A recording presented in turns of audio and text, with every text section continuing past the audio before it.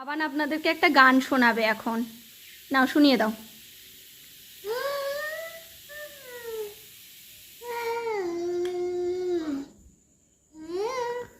উনি ক্লাসিক্যাল গান করেন, উনি উল্টোপাল্টা গান করেন না। এখন গলা সাধছেন উনি খেলতে খেলতে।